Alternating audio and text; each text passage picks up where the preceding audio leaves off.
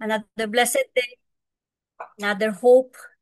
There's always hope because there is new every morning. Great is thy faithfulness.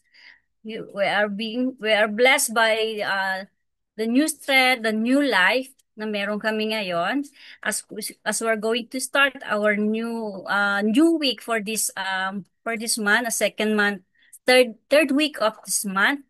And Lord, we entrust to you everything, especially today, this morning or this afternoon na we're giving you that we're offering our time to be with you, to feel you, to hear your words, and to worship you as well. Lord, be with us, Lord. Anoint us with your power. Sana maintindihan namin, um, sa puso namin lahat ng ipaparating mo sa amin, Lord. Sa pamagitan ko, bless me, O Lord God. Holy Spirit, be with us. So thank you, Lord. Thank you. We praise you. We love you. This I pray in Jesus' name.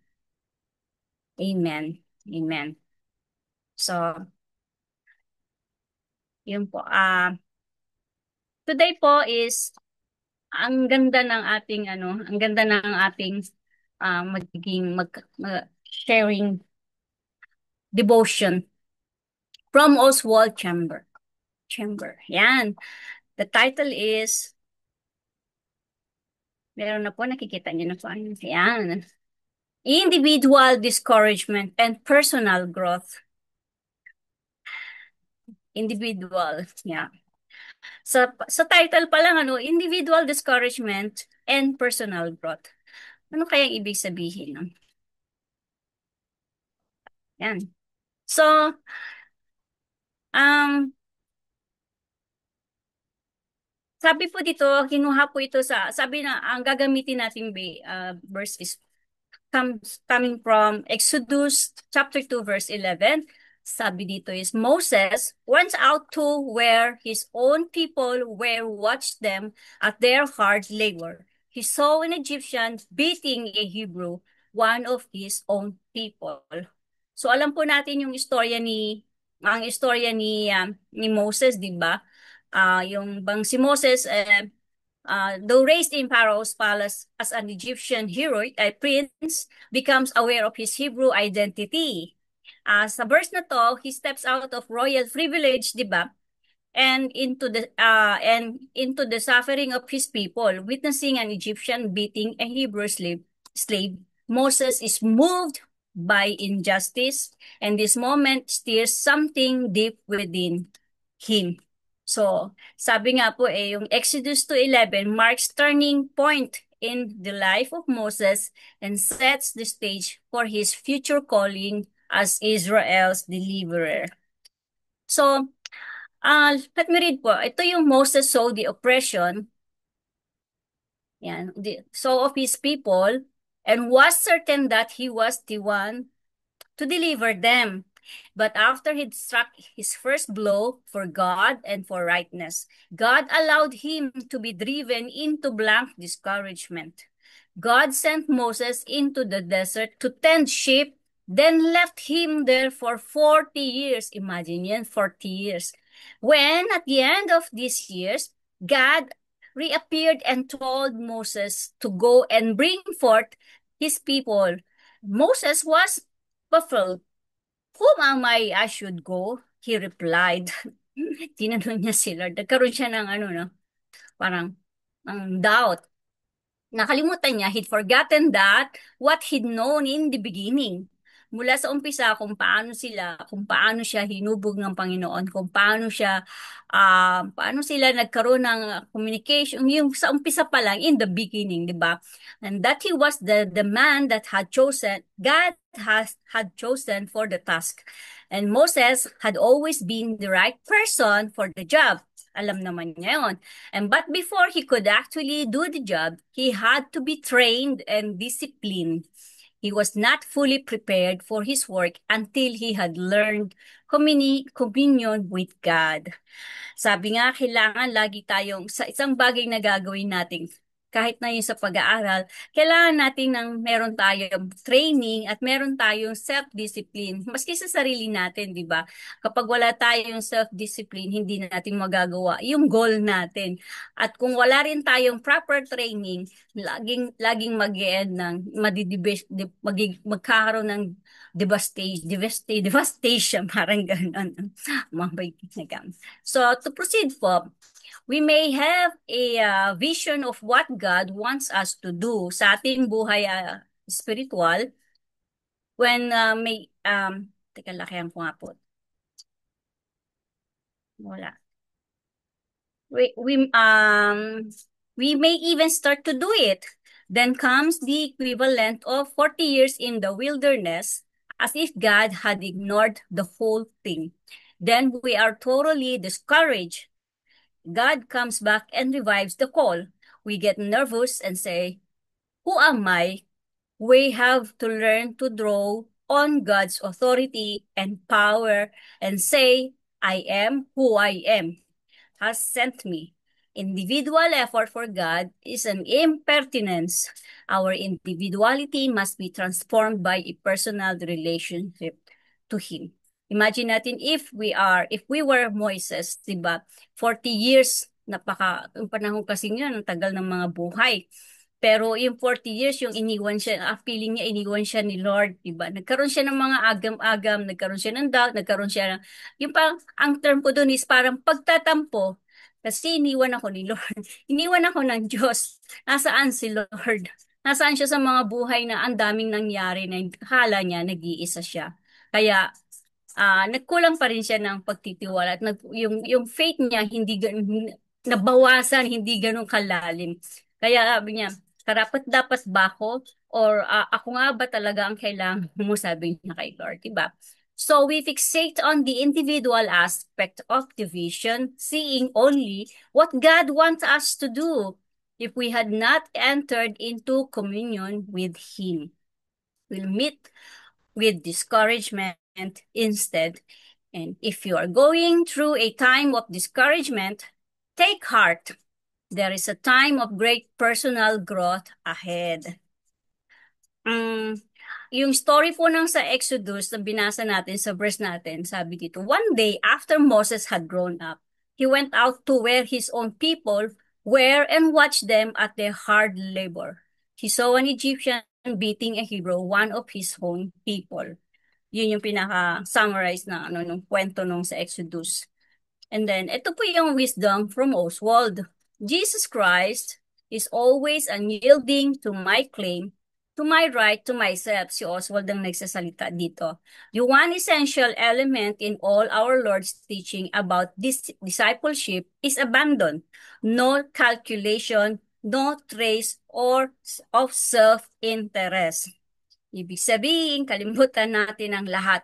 Lalo na kapag kaakala natin, yung gusto natin nandun lang tayo sa comfort zone, di ba? Ang reflection ko po rito is, mga kapatid, have become true personal growth begins not with self-assertion, but with surrender. It reminds us that Jesus Christ is unyielding to our claim to self-rights. In a world that promotes self-interest and calculated gain, Christ calls us to abandon complete relinquishment of control, ambition, and entitlement. This is not discouragement, but the deepest form of encouragement. Tandaan po natin to be invited into a life shaped not by striving, but by trust. Yun po yung nangyari kay Moses, diba? During the time na akala niya wala si Lord, nagkulang yung pagtitiwala niya. Nanlambot siya, nanghina siya, nanghina ang pananampalataya niya.